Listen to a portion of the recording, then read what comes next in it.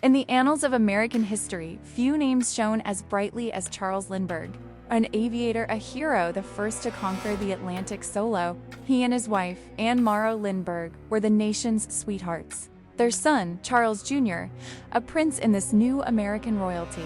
Archival footage shows them smiling, waving to adoring crowds. The very picture of a perfect family, blissfully unaware of the darkness that was about to descend upon their idyllic life.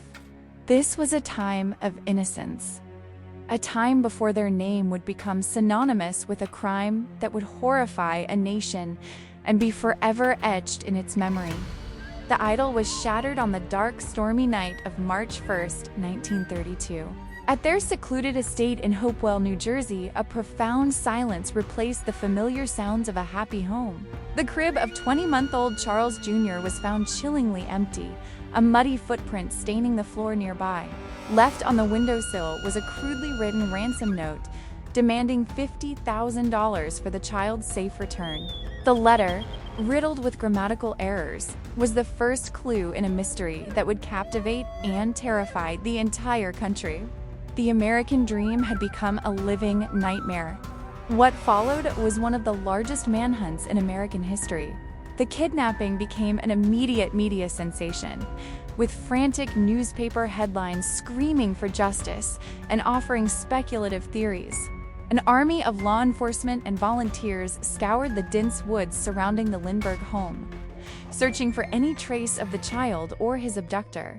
The Federal Bureau of Investigation became involved, meticulously tracking the serial numbers of the gold certificates used in the ransom payment, hoping the marked bills would lead them to the perpetrator. For over 2 years, the nation held its breath, every lead a glimmer of hope, every dead end a deeper plunge into despair. The trail of marked bills eventually led investigators to a German immigrant and carpenter named Bruno Richard Hauptmann. His trial became a media circus, a spectacle dubbed the trial of the century. Courtroom sketches captured the tense atmosphere as the prosecution laid out its case. The most compelling piece of evidence was a homemade wooden ladder found near the crime scene, which experts testified was constructed using wood from Hauptmann's own attic. Despite his persistent claims of innocence, the evidence, both circumstantial and direct, mounted against him, sealing his fate in the public eye and in the courtroom.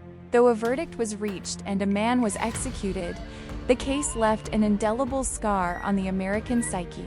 The tragic discovery of the child's body weeks after the kidnapping had already confirmed the worst fears.